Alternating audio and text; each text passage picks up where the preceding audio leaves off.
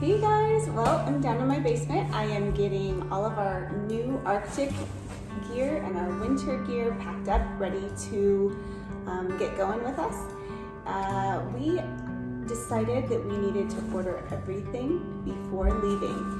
One thing that I had to already adjust to, Chris already knew about, was that Alaska does not have the luck of shipping that every other state does. And so we're pretty certain that it would be slim pickings of Arctic gear once we reach Alaska in the middle of January. Most of the locals will have already shopped and probably picked through most of the stuff at that point. So we went ahead, we put in a lot of research, we ordered what we felt would handle the extremes the best. And I have found that a lot of the videos that are on YouTube are very, very helpful for adults when it comes to visiting or moving to Alaska in regards to temperature-worthy clothing, but not so much kids. And so, being that we have a 5-year-old and a 7-year-old, they were a very good test for what would work. We brought out some of this gear in the snow for sledding. It was in about 25-degree temperatures, and what we have worked really, really well for those temperatures. So we'll run through what we have. Maybe it'll be helpful for some other families, and we'll see if it's gonna work. I hope it does. It's gonna be cold. All right, let's get started. Alright, so we'll go ahead and get started with our boots. Chris and I both have Sorels. They top the list when it comes to warmth and reliability. So both of us do have Sorels. I am not certain of the series that he has, but they are incredibly warm. He's very happy with them. And onto the socks, it's imperative that you have a high percentage of wool. So we do have wool socks, and we have our bibs. They are made by Carhartt. They are part of the Yukon Extreme series. They have the thin insulation, and they are made for sub-Arctic temperatures for sure. I as well have the Sorels. Mine are called Joan of Arctic. They are very comfortable. They are warm, and they are heavy duty. They're not super heavy, but they're heavy enough to get done what they need to get done. My gloves, I went ahead with the Striker. I personally like gloves versus mittens. They're very warm. I like the way they feel in my hands. And of course, my socks are a high percentage of wool. I got mine from Zappos, and they are over the knee, so they're nice and tall.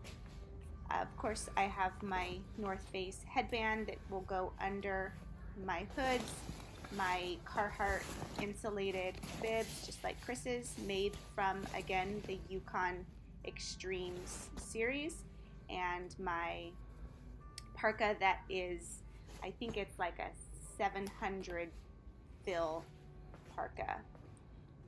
So then if we go on to the kids, I got them bogs.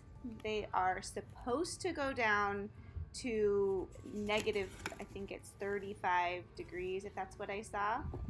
Not sure that's true, but with nice warm wool socks, they should be decent enough. They have a secondary pair. I think I got these from Target, but they are warm, they're insulated, and my daughter loves them.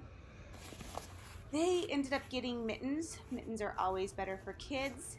The North Face ones feel really nice in their hands, keep them warm. Their bibs are made by Columbia.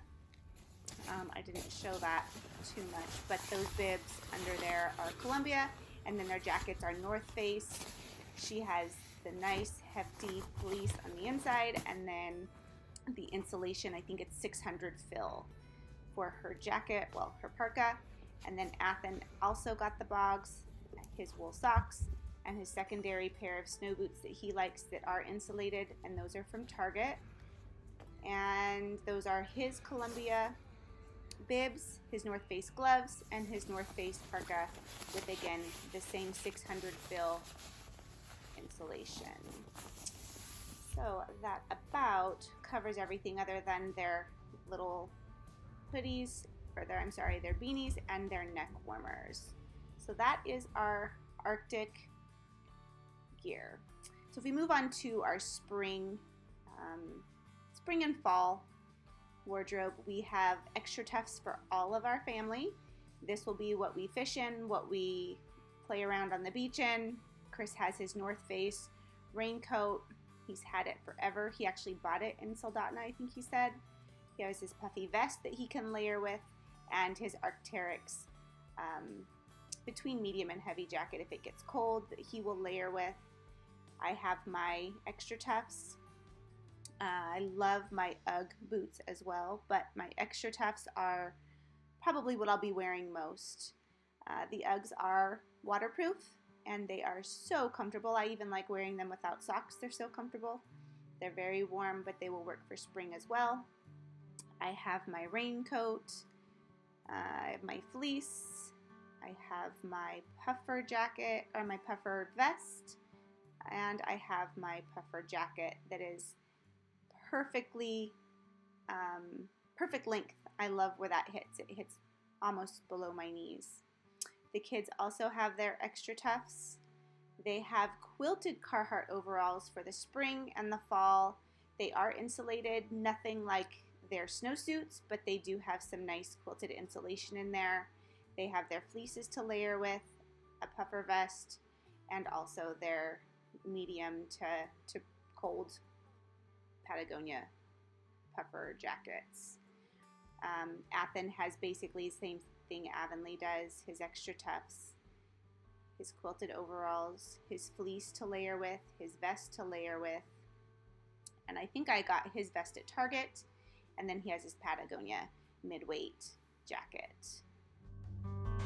All right, guys, well, that's everything. That should be more than enough, I hope, for like spring, fall, and winter.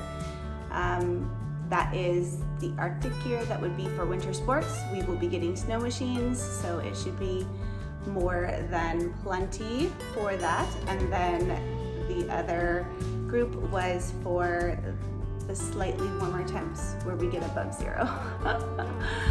So if I forgot anything, please let us know. Comment below anything that works for you. If you live in the area, live in Alaska, live in the Arctic temperatures, let us know if there's anything that I forgot. It would be very helpful. Chris can only remember so much, and this is my first go around, so anything is helpful. So anyway, thanks guys. We will see you next time.